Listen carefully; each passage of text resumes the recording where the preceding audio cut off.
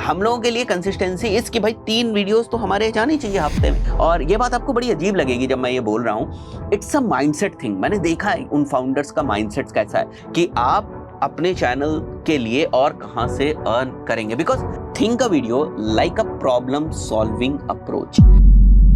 Welcome back guys. आज के इस पर्टिकुलर वीडियो के अंदर मैं अपना YouTube का जो एक्सपीरियंस है वो शेयर करने वाला हूं। किस तरीके से हम 0 से 4 लाख सब्सक्राइबर्स तक पहुंचे और इस दौरान मैंने क्या गलतियां करी, मैंने क्या सीखा और खुद को किस तरीके से डेली बेसिस पर मैंने इंप्रूव किया। और अगर आप में से कोई स्किल बेस्ड चैनल जो भी स्टार्ट करना चाहता है या ऐसी कंपनी के साथ काम कर रहा है जो स्किल बेस्ड यूट्यूब के ऊपर कंटेंट बनाते हैं जैसे हम लोग बनाते हैं, इससे पहले भी मैंने अलग चैनल्स के लिए काम किया है और उन चैनल्स की हमने मिलियंस में जो है वो ग्रोथ देखी है। जब मैं ग्रोथ की बात करता हूं तो ज्यादातर हर कोई भी ना क्वांटिफिकेशन करता है यूट्यूब चैनल की ग्रोथ को यूट्यूब सब्सक्राइबर्स के टर्म्स में या जो एवरेज व्यूज आ रहे हैं उसके टर्म्स में जो है उसको क्वांटिफाई करने की कोशिश करता है। बट एक्चुअली अगर आप बड़े चैनल ओनर से मिलेंगे या जो बड़े चैनल चला रहे हैं या जो यूट्यूब चैनल के ऊपर बड़े बिजनेस को चला रहे हैं उनसे मिलेंगे तो आपको समझ में आएगा कि उनके लिए सब्सक्राइबर्स का काउंट या व्यूज का काउंट उतना ज्यादा इंपॉर्टेंट नहीं होता है। उनके लिए इंपॉर्टेंट है इंपैक्ट जो सोसाइटी में उनका चैनल दे पा रहा है। उनके लिए इंपॉर्टेंट होती है सस्टेनेबिलिटी। ठीक है, एक ऐसा इकोसिस्टम अपने यूट्यूब चैनल के अराउंड बनाना जो सस्टेनेबल हो और स्केलेबल हो। जब मैं सस्टेनेबल की बात करता हूं इसका मतलब ये होता है कि थोड़े बहुत कुछ प्रॉब्लम्स है ना, यूट्यूब चैनल हिलना नहीं चाहिए। जैसे फॉर एग्जांपल अगर मेरी तबीयत खराब हो जाए तो यूट्यूब चैनल हिल ना जाए। हमारे पास और डिफरेंट टाइप ऑफ कंटेंट होना चाहिए, डिफरेंट टाइप ऑफ क्रिएटर्स होने चाहिए या हमारे पास पहले से ऐसा कंटेंट होना चाहिए जो हम यूट्यूब चैनल के ऊपर डाल सकें। एग्जांपल के तौर पर सस्टेनेबल का ये एग्जांपल है। या कभी ऐसा हो कि हमारा जो यूट्यूब चैनल का मोनेटाइजेशन है वो किसी कारणवश अगर बंद हो गया तो हमारा चैनल सर्वाइव कर पाए, तो इसको बोलते हैं सस्टेनेबिलिटी। तो बहुत डिफरेंट डिफरेंट तरीके के चैलेंजेस होते हैं, उसमें आप अपने आप को कैसे सर्वाइव कर पाते हैं ये डिफाइन करता है कि आपका चैनल कितना ज्यादा सस्टेनेबल है। दूसरा जो मैंने स्केलेबिलिटी की बात करी तो over the period of time वही इकोसिस्टम किस तरीके से स्केल हो रहा है। स्केल होने का मतलब कि भाई पहले आपके पास यूट्यूब की 5 लोगों की टीम थी, अब आपके पास यूट्यूब की 10 लोगों की टीम है। पहले आप 10 लोगों तक इंपैक्ट अपना पहुंचा पा रहे थे, आज आप 10 लाख लोगों तक अपना इंपैक्ट जो है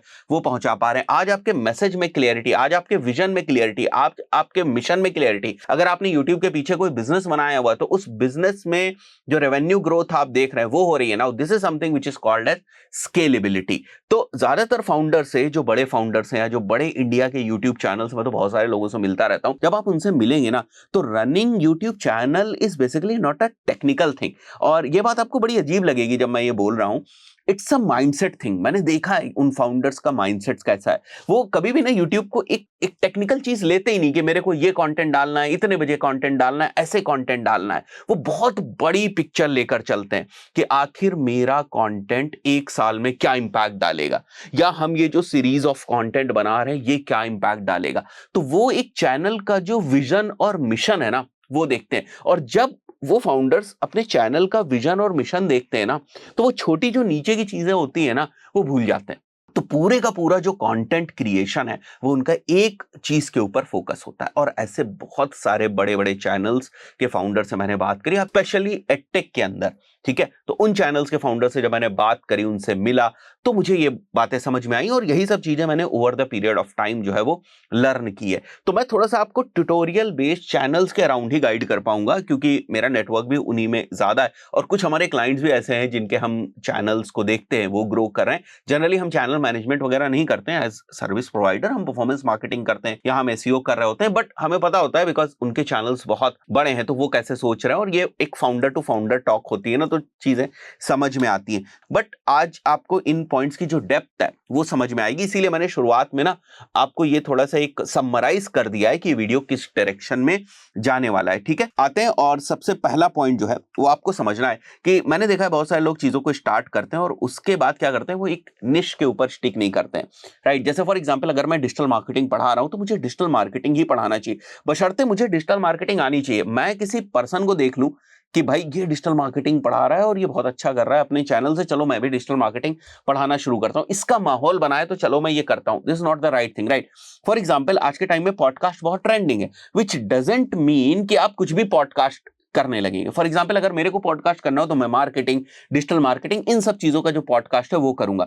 सो जो नई चीजें आती हैं वो आप अपनी एग्जिस्टिंग कंटेंट के अंदर कैसे फ्यूज कर सकते हैं उसको आपको समझना है। आपकी जो एग्जिस्टिंग ऑडियंस है उसके साथ आप उसको कैसे लेकर जा सकते हैं आगे, उसको आपको समझना है और किस तरीके से आप वैल्यू एड ऑन कर सकते हैं। हर एक दिन आपको कुछ ना कुछ वैल्यू अपने ऑडियंस को एड ऑन करके देनी। अगर आपको उस फील्ड में इंटरेस्ट नहीं है देन डोंट स्टार्ट। कितना भी पैसा किसी फील्ड में हो, अगर आपको उस फील्ड में इंटरेस्ट नहीं है आप लॉन्ग टर्म के अंदर सर्वाइव नहीं कर पाएंगे। शॉर्ट टर्म गोल्स मत देखिए।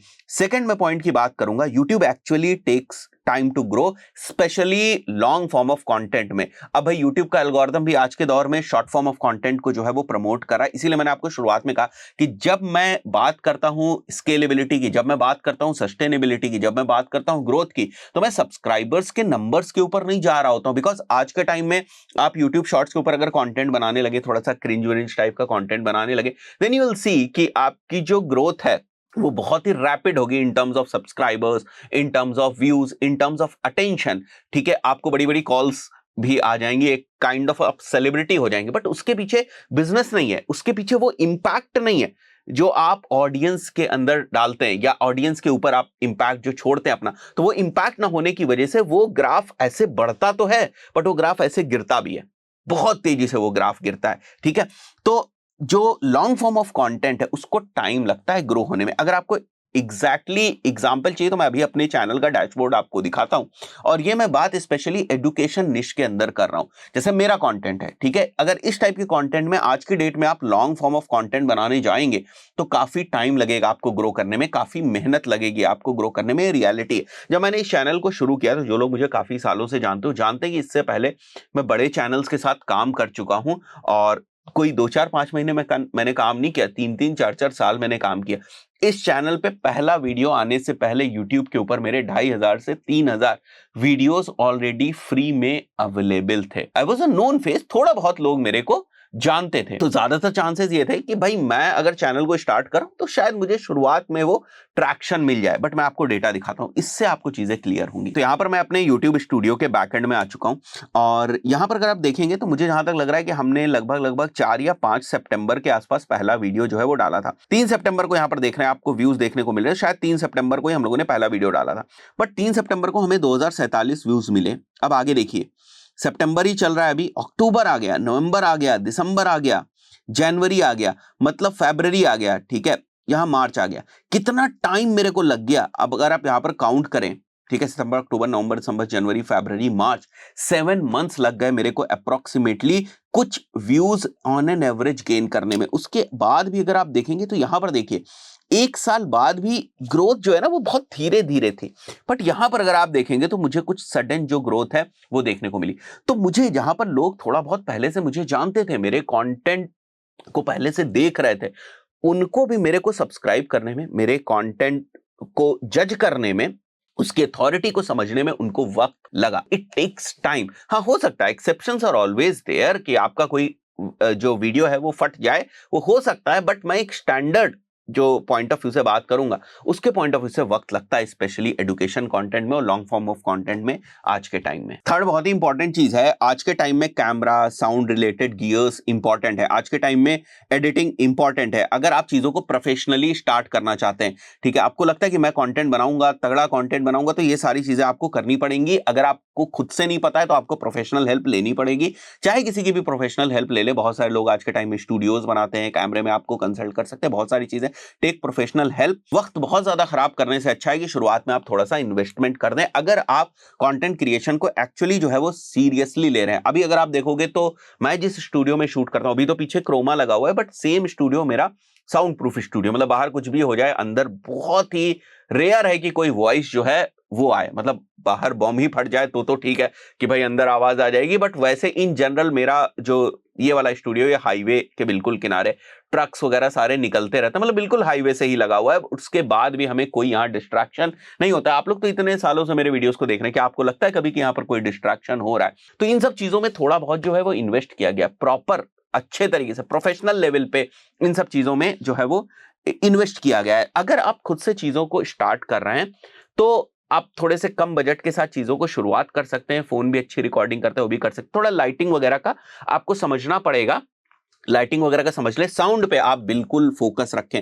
अगर मेरे जो फेस है ना वो ब्लर हो जाए, मैं एडिटर से बोलूंगा थोड़ा सा कर दें, और साउंड जो है वो अच्छा रहे, तब शायद थोड़ा सा आपको फर्क ना पड़े। बट अगर मेरा साउंड खराब हो जाए और मेरा फेस बहुत क्लियर आ रहा हो, आपको फर्क पड़ेगा। People will not watch your video आज के टाइम में, ठीक है। अगर आप डे वन से बहुत ही प्रोफेशनल चीजें नहीं कर पा रहे हैं तो over the period of time improve करें। आप हमेशा 10 वीडियोस के बाद अपने आप को देखें, अच्छा 10 वीडियो के बाद मेरा क्या इंप्रूवमेंट है, 10 वीडियो के बाद मेरा क्या इंप्रूवमेंट है, ये आप देखें। आप डे वन पे जैसा चाहते हैं वैसा वीडियो बना पाए, बहुत मुश्किल। मैंने बताया ना, 2-2.5 हजार वीडियोस बनाने के बाद भी जब इस चैनल के ऊपर मैंने पहला वीडियो डाला, आप वो वीडियो देखिएगा और आज जो मैं वीडियो डाल रहा हूं वो आप वीडियो देखिएगा। मतलब वो जो पहला वीडियो वो 2.5 हजार वीडियोस बना लेने के बाद है। तो चैलेंजेस रहते हैं, ठीक है। और उसके बाद इस चैनल पे भी लगभग 1200-1400 वीडियोस हो गए होंगे, आप देख लीजिएगा। तो उसके बाद आज देख रहे हैं, आज ये इंप्रूवमेंट दिख रहा है। आप 2-3 महीने बाद देखेंगे इस चैनल के ऊपर फिर से कोई वीडियो, कुछ ना कुछ आपको इंप्रूव दिखेगा। तो ये चीजें हैं जो over the period of time होती, इनसे परेशान होने की आपको जरूरत नहीं है, राइट। एक और बहुत इंपॉर्टेंट चीज, have a backup YouTube channel after some time. कुछ भी हो सकता है भाई साहब, आप एक दिन सुबह सो के उठे, आपका चैनल गायब, कुछ भी हो सकता है, ठीक। हुआ है लोगों के साथ, आप लोगों को पता ही होगा। तो कुछ समय के बाद आप कोशिश करें कि आप अपना एक बैकअप यूट्यूब चैनल भी बना लें, उस पर एक दूसरे टाइप ऑफ कंटेंट को आप डाल सकते हैं, ठीक है। कुछ दूसरे टाइप का आप वहां पर ट्राई आउट कर सकते हैं। जैसे एग्जांपल के तौर पे मेरे सिनेरियो में क्या होगा कि भाई अगर मैं इस चैनल को डिजिटल मार्केटिंग ओवरऑल चैनल बना दूं और गूगल एड्स के लिए एक अलग चैनल बना दूं, so this is something which I can try out. But थोड़ा सा मुझे वेट करना चाहिए, मेरे कुछ सब्सक्राइबर्स हो जाने चाहिए, उसके बाद जो है मुझे इन चीजों को शुरू करना चाहिए। This is again a suggestion जो मेरी तरफ से आप ले सकते हो, ठीक है। After some time you will realise that YouTube AdSense income is not enough. You need to find other ways to make money as the cost of production will increase with time. अगर आपकी team है तो team की cost बढ़ेगी, ठीक है। आप उनकी सैलरीज देंगे, आप कंटेंट में इंप्रूवमेंट करेंगे, आपको और ज्यादा टीम मेंबर्स जो हैं वो लाने पड़ेंगे। आप अपने गैजेट्स को over the period of time improve करेंगे, गैजेट्स की कॉस्ट जो है वो ऐड होती चली जाएगी। आप कंटेंट में कुछ इन्वेस्ट करेंगे, तो बहुत सारा investment over the period of time रहता है। और एडसेंस की इनकम जो है वो इन सब चीजों को कंपनसेट नहीं कर सकती। आज के टाइम में एक कैमरा ना 4-4, 5-5 लाख रुपए का इंडियन रुपीस के अंदर होता है। तो एक क्रिएटर के लिए, स्पेशली स्किल बेस्ड क्रिएटर्स के लिए, जहां पर बहुत ज्यादा scope of earning from different means नहीं होता है, या तो वो अपने कोर्सेज से अर्न कर सकता है अगर वो कोर्सेज उसके एक्चुअली वर्थ है। देखो यहाँ पर मैं बहुत ही सिस्टमैटिक चीजों की बात कर रहा हूं, मैं यहाँ पर उन लोगों की बात ही नहीं कर रहा हूं जिनको कुछ नहीं आता और कोर्स बनाकर बैठे हैं, ठीक है। उनका तो मुद्दा ही नहीं है, वो तो डिस्कशन का पॉइंट ही नहीं। हमने शुरुआत जहां की वीडियो से करी वो आप समझ लीजिएगा। तो वो तो कोर्सेज से अर्न कर सकता है, राइट। या फिर वो जो है वो कोई सर्विस वगैरह अगर प्रोवाइड कराए तो उससे अर्न कर सकता है। जैसे कोई वेब डेवलपमेंट का स्किल बेस्ड क्रिएटर है तो अपने कोर्सेज बना सकता है, प्लस अगर वो वेबसाइट डिजाइनिंग की सर्विसेज देता है तो उससे अर्न कर सकता है। तो ये चीज ना आपको बहुत जल्दी फिगर आउट करनी पड़ेगी शुरुआत में कि आप अपने चैनल के लिए और कहां से अर्न करेंगे। बिकॉज अगर आप अर्न नहीं करेंगे, आप वापस चैनल को दे नहीं पाएंगे, आप वापस चैनल में डाल नहीं पाएंगे। मैंने बताया ना कि to run a very good studio एक कॉस्ट होती है, हर चीज की एक कॉस्ट। ये चैनल क्यों सर्वाइव कर पा रहा है, it's not because only of the AdSense, right. It is because एक तो मुझे पढ़ाने में बड़ा मजा आता है, मतलब मैंने कितने ही वीडियोस बना डाले होंगे, 6 साल से यूट्यूब के ऊपर पढ़ा रहा हूं। तो this is something which you can not isolate from me today, या कभी भी भविष्य में, शायद जब तक मैं कंटेंट बना रहा हूं, आप अलग नहीं कर सकते इस चीज को मेरे से। But still we are able to survive because we have other businesses also, we have agency, we have let's say edtech, तो हमारे पास other businesses हैं, consultancies हैं, तो जिसकी वजह से हम यहाँ पर, हमें बहुत ज्यादा जो है वो in the terms of input जो है उसके लिए वरी नहीं रहना पड़ता है, ठीक है। तो ये आपको समझना पड़ेगा, ठीक है। Then only you will be able to make something big. Sixth is basically numbers of subscribers is not is equal to money. बहुत ही बेसिक सिमेट्री। लोगों को लगता है इसके 5 लाख सब्सक्राइबर बहुत पैसे बना रहा है। मैं ऐसे लोगों को भी जानता हूं जिनके 5 मिलियन सब्सक्राइबर्स हैं और वो 1 लाख सब्सक्राइबर वाले से 2-4-5 गुना कम पैसा बना रहे हैं। तो it's not about the subscribers, the number of subscribers. जो शुरुआत में लोग गलतियां करते हैं ना, इस टाइप का भी कंटेंट बना दिया, उस टाइप का भी कंटेंट बना, इससे सब्सक्राइबर्स तो भर भर के आ जाते हैं, बट आप वहां पर ना अपनी कोई अथॉरिटी नहीं बिल्ड कर पाते हैं। एंड जब तक आपकी अथॉरिटी नहीं है ना, people will not come to you for the services and all, right. तो आपको समझना पड़ेगा, it's the authority that can bring money. 7th में आपको एक और चीज बड़े एक्सपीरियंस से बताता हूं, कभी भी ना इनिशियली आप ब्रांड्स को आउटरीच मत करें। आपको लगता है ना कि अरे भाई फला पर्सन ने इस ब्रांड को जो है वो प्रमोट किया, let us also do this.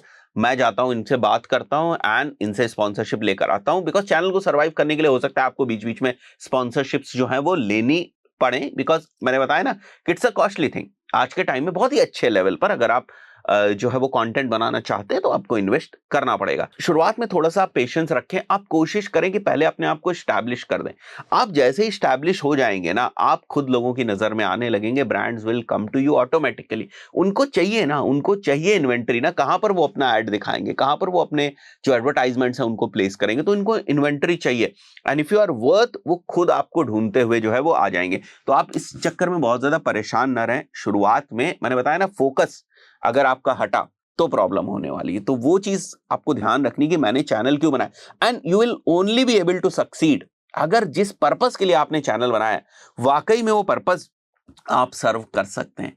अगर मैंने डिजिटल मार्केटिंग पढ़ाने के लिए चैनल बनाया है तो आई कैन क्रिएट लाइक बहुत ज्यादा कंटेंट, मतलब मेरे पास 1-2 महीने का कंटेंट क्या जाने वाला है वो शायद मेरे पास प्लान रहता है कि भाई ये चीज जाएगी, ये चीज जाएगी, ये मैं सोच रहा हूं, ये मैं सोच रहा हूं। क्यों? बिकॉज सुबह दोपहर शाम मैं यही करता हूं। मैं डिजिटल मार्केटिंग प्रोजेक्ट्स के ऊपर काम कर रहा होता हूं, मैं टीम से काम करा रहा होता हूं, मैं एजेंसी में बैठा होता हूं, तो मैं कुछ और सोचता ही नहीं हूं। दैट इज द रीजन कि मैं इतनी एग्रेसिवली डिजिटल मार्केटिंग का कंटेंट बना सकता हूं। तो अगर जरा से भी इसमें मिसमैच हुआ ना, तो वहां प्रॉब्लम हो जाती है कि आपका डे रूटीन कुछ और है। आप एक अलग से पेन लेकर, अलग से पढ़ के, अलग से चीजों को करके अगर आप ये करने जा रहे हैं तो आपको प्रॉब्लम होने वाली है, राइट? इसीलिए मेरे लिए चीजें बड़ी स्मूथ है। अब जैसे मेरे को ये आपको कुछ पॉइंटर्स बताने थे, 16 पॉइंटर्स बताने थे, ये मेरे लाइफ एक्सपीरियंसेस है। मुझे 10 मिनट से 15 मिनट लगे इन चीजों को रिकॉल करने में कि भाई क्या सीखा मैंने 4-5 सालों के अंदर। दैट्स इट, मैंने पॉइंट्स लिखे और यहाँ कैमरे के सामने मैं बोल दे रहा हूँ, राइट? आगे बढ़ते हैं 8th पॉइंट में। There is serious concern of time. ये बहुत सारे लोगों को समझ में नहीं आता है। You need to understand you can not reach beyond your time. मान के चलते हैं हिंदुस्तान के अंदर डिजिटल मार्केटिंग सीखने वाली ऑडियंस कुछ है, कुछ x amount of digital marketing सीखने वाली ऑडियंस है। उसमें से बहुत कम ऐसे लोग हैं जो एक्चुअली यूट्यूब के ऊपर डिजिटल मार्केटिंग सीख रहे हैं। बहुत सारे इंस्टीट्यूट्स हैं, ऑफलाइन इंस्टीट्यूट है, वहां जाकर सीख रहे हैं। तो ऑलरेडी जो डिजिटल मार्केटिंग लर्नर्स का जो टैम है, टोटल एड्रेसेबल मार्केट है, वही साइज छोटा है। अगर हम बाकी बड़े कोर्सेज के साथ इसको कंपेयर करें तो वो साइज ही काफी छोटा है, और उसमें जो यूट्यूब के ऊपर आने वाले बंदे हैं वो साइज भी काफी छोटा है। तो आप ये नहीं एक्सपेक्ट कर सकते कि मैं डिजिटल मार्केटिंग चैनल से फटाफट फटाफट 3 मिलियन या 4 मिलियन के सब्सक्राइबर्स पे या 5 मिलियन सब्सक्राइबर्स के बेस पे पहुंच जाऊंगा। बहुत मुश्किल है, राइट? आप देखिए, आप से अगर मैं कहूं कि ऐसा कोई चैनल जो डेडिकेटेड डिजिटल मार्केटिंग का हो, डेडिकेटेड, जो और कोई बात ना कर रहा हो, जैसे प्रोग्रामिंग की बात ना करता हो, दूसरे जो स्किल बेस्ड कोर्सेज हैं उनकी बात ना कर रहा हो, केवल डिजिटल मार्केटिंग की बात कर रहा हो और उसके 2 मिलियन या 3 मिलियन सब्सक्राइबर्स हो, आप उंगलियों पे ले लोगे। हो सकता है कुछ आपको नाम मिल जाए, बट आप उंगलियों पे वो नाम जो है वो ले सकते हैं। सो टाइम आपको समझने की जरूरत है। अगर आप ये केवल सोच रहे हैं कि भाई फला पर्सन का ना पॉडकास्ट जो है वो 5 मिलियन पहुंच गया, 2 मिलियन के व्यूज पहुंच गए, मेरे नहीं पहुंचे, मैं अपनी निश बदल देता हूं, नहीं। अगर आपको डिजिटल मार्केटिंग आती है तो डिजिटल मार्केटिंग पे ही काम करें, ठीक है? किसी को देख के नहीं, वो उस काम में बेहतर है। फाइन, आई बिलीव ये बात आपको समझ में आई होगी। आप अपने टाइम के बियॉन्ड नहीं जा सकते। अगर आपको अपने टाइम के बियॉन्ड जाना है देन क्रिएट अनदर चैनल, ठीक है? फॉर एग्जाम्पल, मेरे को मैथमेटिक्स पढ़ाने में मजा आता है, I will go ahead and create another channel for mathematics teaching. Why will I put content over here? यहाँ कोई मतलब ही नहीं बनता है ना उसका, बिकॉज ये मेरी डिजिटल मार्केटिंग का चैनल, राइट? थोड़ी थोड़ी बारीकी आपको समझ में आ रही होंगी, पॉइंटर्स निकाल लीजिएगा आप अपने मुताबिक यहां से। There has to be some serious connect between you and your audience. केवल ऑडियंस जो है वो कंटेंट सुनने नहीं आती है। कई बार ऐसा होता है कि आप किससे कंटेंट सुन रहे हो ये भी मैटर करता है। आप देखो ना, बहुत सारे जो स्टोरी टेलिंग वीडियोस आज के टाइम में चल रहे हैं, जियो पॉलिटिक्स के ऊपर जो वीडियोस आजकल बहुत सारे बनते हैं, आप किसी के भी वीडियोस नहीं सुनते हैं। जनरली आप जो बड़े क्रिएटर्स हैं, जो अच्छा बोलते हैं, जो अच्छी स्टोरी टेलिंग करते हैं, आप उनसे सुनते हैं और उनसे कनेक्ट करते हैं। So this is again a very important thing जो आपको ध्यान रखना है कि आपकी अपनी एक यूएसपी है, आपका अपना एक कनेक्ट है जो आपकी ऑडियंस के साथ होना चाहिए, right? So this is again a very important thing. ये बट बाद में धीरे धीरे डेवलप होती है। नेक्स्ट पॉइंट की अगर मैं बात करूं, follow the data not emotions. YouTube जो स्टूडियो है ना, जहां से हम लोग वीडियोस अपलोड करते हैं, जो यहां पर आप देखते हो ना, अगर मैं आपको यहां पर दिखाऊं, this is huge. I mean, ये एनालिटिक्स मैं बहुत बारीकी से पढ़ता हूं, ठीक है? कभी कभी मैं बहुत डिटेल में चला जाता हूं, चीजें जो है वो फिगर आउट करने की कोशिश करता हूं कि क्या चीजें चल रही हैं, क्या नहीं चल रहा है, मेरी डेटा क्या कह रही है। आप इमोशंस पे मत जाएं, फॉलो द डेटा और डेटा सीखें। मतलब ये जो YouTube स्टूडियो है ना, इसकी जो एनालिटिक्स है वो जबरदस्त है। अगर आप चाहते हैं मैं डेडिकेटेड YouTube एनालिटिक्स के ऊपर वीडियो लाऊं जिसमें हम डेटा के ऊपर बात करेंगे कि आखिर YouTube स्टूडियो की डेटा हमें क्या इनसाइट्स देती है, if this is something that you want, comment करिएगा कि आपको ये वाला वीडियो चाहिए YouTube स्टूडियो का, राइट। नेक्स्ट पॉइंट पे हम लोग आते हैं, that is the 12th point, SEO and thumbnail matters. इसमें कोई दो राय नहीं। आप देखो ना, आप स्क्रॉल करते हो फीड को, पहली नजर आपकी थंबनेल के ऊपर जाती है and that's where the CTR increases. हाँ, कुछ चीजें हैं, कुछ बेसिक सी चीजें हैं कि भाई एल्गोरिदम किस मैट्रिक को ज्यादा फेवर करता है, वो चीजें हैं। उनमें से CTR हो गया, एवरेज व्यू ड्यूरेशन हो गई, ये सारी मैट्रिसेस हैं जो मायने रखती है। But CTR and the thumbnail is very very very important thing. और SEO, बहुत सारे लोग बोलते हैं SEO का कोई मतलब नहीं, मैं कुछ भी लिख देता हूँ YouTube वीडियो के ऊपर और वो चल जाता है। देखो ऐसा नहीं है। देखिए, जहां एजुकेशनल कंटेंट है और जहां एवरग्रीन कंटेंट है वहां SEO मैटर करता है। मैं आपको एग्जांपल दिखाता हूं। मैं यहां पर क्या डालता हूं, SEO course for beginners, right. अगर आप मेरा यहां पर वाला वीडियो देखेंगे तो ये रैंक कर रहा है, एंड बिकॉज इस टाइप के कीवर्ड्स इसके अंदर हैं। आप देखोगे तो इस टाइप के कीवर्ड्स आपको डिफरेंट जो वीडियोस है ना उनके अंदर आपको इस टाइप के कीवर्ड्स देखने को मिलेंगे। तो अगर आपका एवरग्रीन कंटेंट है then take it seriously. YouTube SEO matter करता है और YouTube SEO बहुत ही फंडामेंटल है, ऐसा नहीं कि बहुत ही कुछ रॉकेट साइंस है YouTube के SEO में। 13th पॉइंट जो है ना, ये बहुत ही इंपॉर्टेंट पॉइंट है। आप अपने वीडियो को कभी ना वीडियो मत सोचे कि ये मैंने एक वीडियो बनाया है या मैंने एक कंटेंट बनाया है। Think a video like a problem solving approach, कि ये वीडियो कितनी प्रॉब्लम्स को सॉल्व कर रहा है। ट्रस्ट मी, ये फॉर्मूला ऐसा काम करता है ना, आप सोच नहीं सकते। जितनी ज्यादा प्रॉब्लम्स आपका वीडियो सॉल्व कर रहा है ना, उतना ज्यादा वैल्यूएबल वो वीडियो है। एग्जांपल के तौर पे अगर मैं व्हाट इज साइट मैप के ऊपर एक वीडियो बनाऊंगा तो मैं 8-10 प्रॉब्लम्स को सॉल्व करवाऊंगा उस वीडियो से। कैसे? साइट मैप क्या होता है, साइट मैप को कैसे इंस्टॉल करें, साइट मैप के डिफरेंट टाइप्स क्या है, साइट मैप्स में क्या एरर्स आते हैं, वर्डप्रेस पे साइट मैप कैसे लगेगा, साइट मैप दिखता कैसे, साइट मैप डेवलपर से कैसे बनवाएंगे। ठीक है, जितने भी मुझे लगते हैं कि क्वेश्चंस इससे रिलेटेड हो सकते हैं, I try to answer all those questions in that video. So एक अच्छे वीडियो की डेफिनेशन बहुत ही सिंपल है, जितनी ज्यादा प्रॉब्लम कोई वीडियो सॉल्व करेगा वो उतना अच्छा वीडियो है आज के टाइम में, and that is one secret to grow on YouTube. 14th point भी इसी से मिलता जुलता है, try to solve complete problem in a single video, your content means no other content. आप ऐसे सोचो अपने कंटेंट को कि इस प्रॉब्लम के लिए ये बंदा ना यूट्यूब के ऊपर अब किसी दूसरे वीडियो के ऊपर नहीं जाएगा, और अगर जाएगा तो कभी भी वो मेरी जो बताई हुई चीजें हैं ना उसके बियॉन्ड उसको सीखने को नहीं मिलेगा। That's where your authority will develop. जो मैंने शुरुआत में बात करी थी ना, एक इंपैक्ट, एक डिफरेंशिएशन क्रिएट करना, ये करना पड़ेगा। आप वरना ढूंढते रहोगे कि सर कॉपी पेस्ट वाले वीडियो बना दे, ये एडसेंस कर दिया, लाखों कमाए करोड़ों कमाए, कोई मतलब नहीं है ना।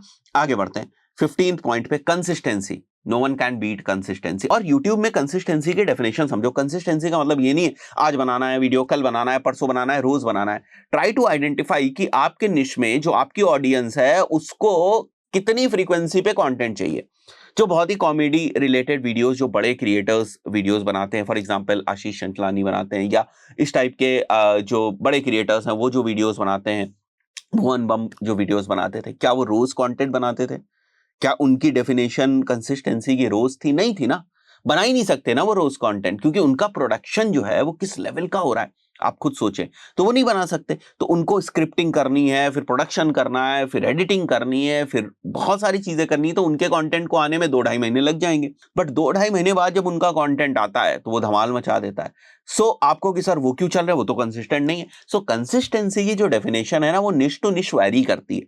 जैसे हम लोग हैं, हम लोगों के लिए कंसिस्टेंसी इस कि भाई 3 वीडियोस तो हमारे जाने चाहिए हफ्ते में, 2 वीडियोस जाने चाहिए हफ्ते में, या मंथ में 10 वीडियोस तो जाने चाहिए हमारे। तो this is basically the definition of consistency for us, for creators like us, right. So you have to be consistent, इसमें कोई दो राय ही नहीं है।